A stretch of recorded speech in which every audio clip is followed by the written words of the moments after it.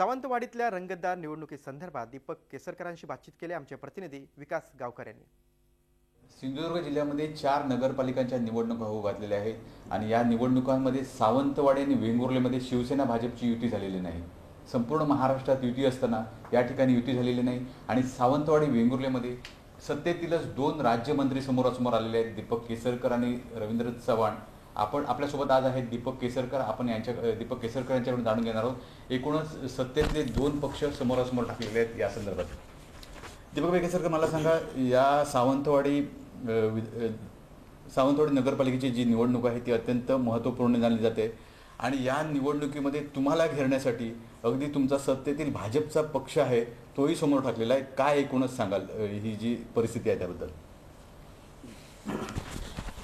महाराष्ट्रामध्ये युती असावी असं मानणारे जे कार्यकर्ते त्याच्यापैकी एक मी कार्यकर्ता आहे। त्याच्यामुळे आमच्या पक्षाकडे, भाजपकडे, दोन्हीकडे नेत्यांकडे मी ही भूमिका मांडली आणि सातत्याने त्याच्यासाठी प्रयत्नसुद्धा केले।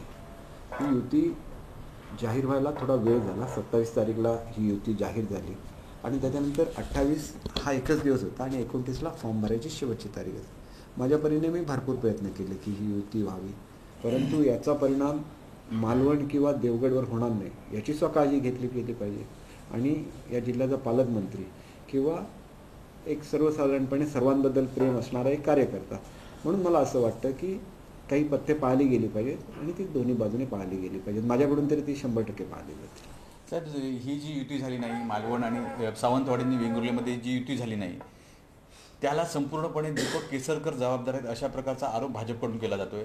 आताच काही वेळापूर्वी रवींद्र चव्हाणही माझ्यासोबत बोलले, त्यावेळी त्यांनी सांगितलं की त्यावेळी त्यांनीही पुष्टी दिली की दीपकभाई केसरकर यांच्यामुळेच युती होऊ शकली नाही।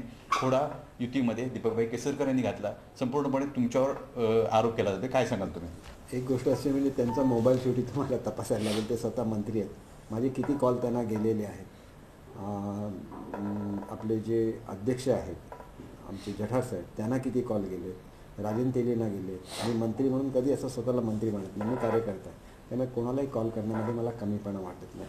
27ला रात्री माझी मुख्यमंत्री महोदयांशी चर्चा झाली, त्याप्रमाणे त्यांनी सांगितलं होतं की आम्ही यांना कळवतो आणि 27ला पुरेसा वेळ होता ना, आम्ही 29पर्यंत एकही फॉर्म भरलेला नव्हता, मग मी कशी तोडली? कॅमेरामन दीपक वाघमारेसह विकास गावकर, झी मीडिया, सिंधुदुर्ग। झी 24 तास रहा एक पाऊल पुढे।